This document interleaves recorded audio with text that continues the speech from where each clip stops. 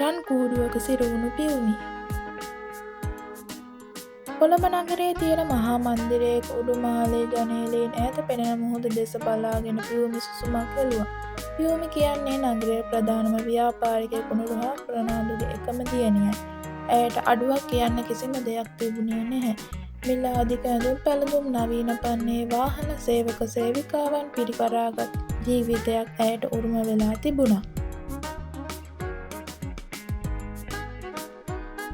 නමුත් ඒ හැම සැප සම්පතක්ම මැද පියුමි කියන්නේ හරිම අහිංසක නිහඬ කෙල්ලෙක්. ඇය අනෙක් සල්ලිකාර තරුණියන් වගේ සාදවලට යන්න සල්ලි නාස්ති කරන්න කැමති වුණේ නැහැ. ඇගේ හිත තිබුණේ සරල තැන්වල. පාරේ ඉන්න අසරණ සතෙකුට කෑම ටිකක් දෙන එක, අසරණ මනුස්සයෙකුට උදව් කරන එක තමයි ඇගේ සතුට උනේ. දුව, අද හවස අපේ අලුත් බිස්නස් පාර්ට්නර්ගේ පුතා එනවා ඔයව බලන්න. ලෑස්ති වෙලා ඉන්න. මවගේ හඬින් පියුමිගේ කල්පනාව බිඳුණා. පියුමිගේ හදවත වේගයෙන් ගැහෙන්න ගත්තා. ඇගේ මව්පියන්ට ඕන වුණේ ඇගේ සතුට නෙවෙයි. ව්‍යාපාරික ලෝකයේ තමන්ගේ තත්ත්වය තවත් ඉහළ දාගන්න පුළුවන් විවාහයක් පියුමිට කරලා දෙන්න. නමුත් පියුමි ඒ සල්ලිකාර අහංකාර තරුණයාට කැමති වුණේ නැහැ. ඇයට ඕන වුණේ ඇගේ අහිංසක හදවත තේරුම් ගන්න පුළුවන් ආදරණීය මනුස්සයෙක්. එදා හවස නිවසට ආපු තරුණයා සහ ඔහුගේ පවුලේ අය සල්ලි සහ බලය ගැන විතරක් කතා කරද්දී පියුමි සාලේ කොනකට වෙලා නිහඬව බිම් බලාගෙන හිටියා. ඇයට දැනුනේ තමන් රන් කූඩුවක හිරවුණු කුරුල්ලෙක්ව වගේ කියයි. පසුදා උදෑසන පියුමි තමන්ගේ පෞද්ගලික රියදුරු සමග සුපුරුදු පරිදි විශ්වවිද්‍යාලයට යන්න පිටත් වුණා. පාරේ අධික වාහන තදබදයක් තිබුණු නිසා ඇය කාර් එකේ වීදුරුව පහත් කරලා බලා සිටියා. ඒ වෙලාවේ ඇගේ ඇස ගැටුනේ පාර අයිනේ කුඩා මල් කඩයක් කරන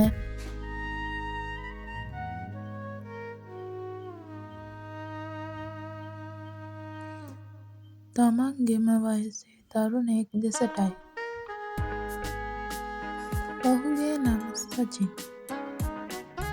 ඔහු ඉතාමත් සරල ඒ වගේම කරුණාවන්ත පෙනුමක් ඇති තරුණයෙක්.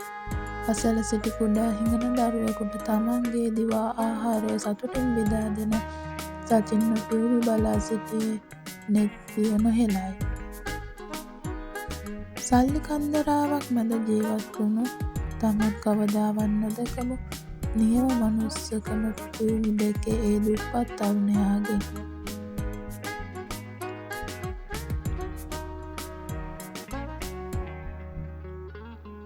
ඊළඟ දවස් කිහිපයේදීම පියුමි කාර් එකෙන් යද්දී සචින් දෙස බලන්න පුරුදු වුණා. දවසක් ඇගේ වාහනය ඒ මල් කඩේ අසල නතර වුණු වෙලාවක පියුමි සචින්ගෙන් රෝස මලක් මිලදී ගත්තා. ස්තුතියි නංගි, පරිස්සමෙන් යන්න, සචින් අවංක සිනහවකින් කිව්වා. ඒ සිනහව පියුමිගේ හිතේ තිබුණු පාළුව තනිකම සේරම නිවා දැම්මා. මිලාදික දියමන්ති මාලයට වඩා ඒ රුපියල් 100 රෝස මල පියුමිට වටිනා එකක් වුණා. කාලය කෙමින් ගෙවී ගියා. පියුමි සහ සචින් අතර සරල මිත්‍රත්වයක් ඇති වුණා. පියුමි තමන් සල්ලිකාර පවුලේ කෙනෙක් කියලා සචින්ට හැඟෙන්න දුන්නේ නැහැ. ඒ සචින් සමග කතා කරද්දී ලැබුණු නිදහස මාලිගාවක් මැනියගේ නිවසින් කවදාවත් ලැබුණේ නැහැ. සචින් පියුමිට ආදරය කළේ ඇගේ සල්ලි වලට නෙවෙයි, ඇගේ තිබුණු අහිංසක නිහතමානී ගුණයටයි. නමුත් මේ සතුට වැඩි දිනක් පැවතුනේ නැහැ. පියුමි දුප්පත් මල් විකුණන තරුණයෙක් සමග කතා කරනවා. පියුමිගේ පියාගේ මිනිසුන් දැක තිබුණා. එදා රාත්‍රියේ නිවසේ ලොකු කුණාටුවක් හැදුනා. උඹට පිස්සුද පියුමි? අපේ තත්ත්වය මොකද්ද? උඹ කතා කරන එකාගේ තත්ත්වය මොකද්ද? ආයේ පැත්තේ පස් පාගන්න එපා. පියා කෝපයෙන් කෑ ගැසුවා. පියුමි හැඬු කඳුලින් තමන්ගේ කාමරයට දිව ගියා. ඇයට සචින්ව අමතක කරන්න බැරි වුණා.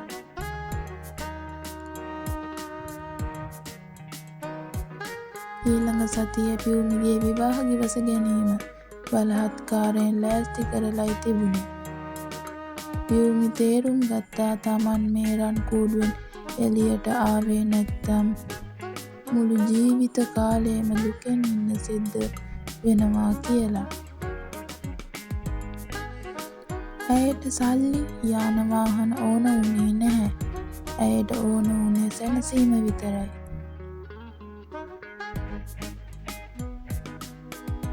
විවාහ ගිවිස ගැනීමට පෙර දිනේ රාත්‍රියේ හැමෝම නිදාගත් පසු පියුමි තමන්ගේ වටිනා ඇඳුම් ආභරණ සියල්ල නිවසේ තබා සරල ඇඳුමකින් සැරසී නිවසින් රහසින්ම එළියට බැස්සා.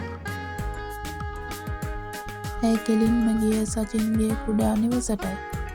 මධ්‍යම රාත්‍රියේ පියුමිව තමන්ගේ දොරකඩ දැකපු සචින් පුදුම වුණා. පියුමි හැමදේම සචින්ට කිව්වා. සචින්, මට මගේ තාත්තගේ සල්ලි එපා. මට ඕන ඔයා වගේ හොඳ මිනිහෙක් එක්ක සැනසීමෙන් ජීවත් වෙන්න. මාව බේරගන්න ලෑස්තිද? පියුමි ඇහුවේ දෑසින් කඳුළු කඩා හැලෙද්දී.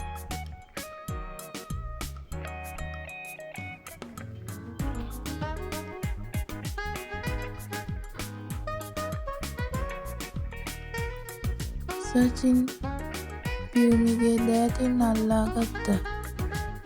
මට ඔයාට මාලිගා දෙන්න බැහැ පියුමි. හැබැයි මගේ පණ තියෙනකම් ඔයාව සතුටින් තියන්නම්.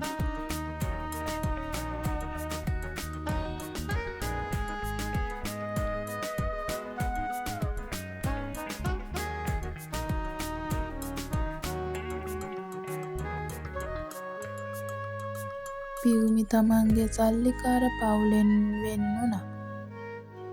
ඇය දැන් ජීවත් වෙන්නේ කුඩා නිවසක. ඇයට දැන් මිල අධික කාර් නැහැ. හැබැයි සචින්ගේ බයිසිකල් පස් ඉඳන් යද්දී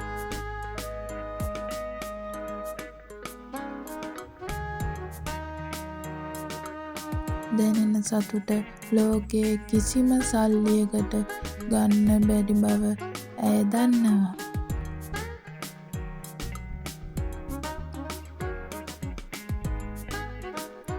ඇය සල්ලිකාර පවුලක අහිංසක කෙල්ලෙක් විදිහට ඉපදුනත්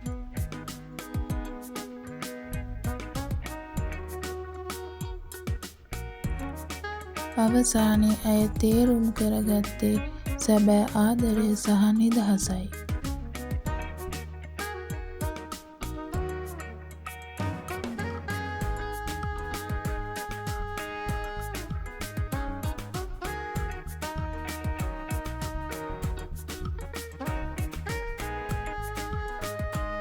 මේ වගේ කතා ඉදිරියට නැරඹීමට channel එක subscribe කරන්න අමතක කරන්න එපා. තවත් කතාවකින් හමු වෙමු. සුබ දවසක්.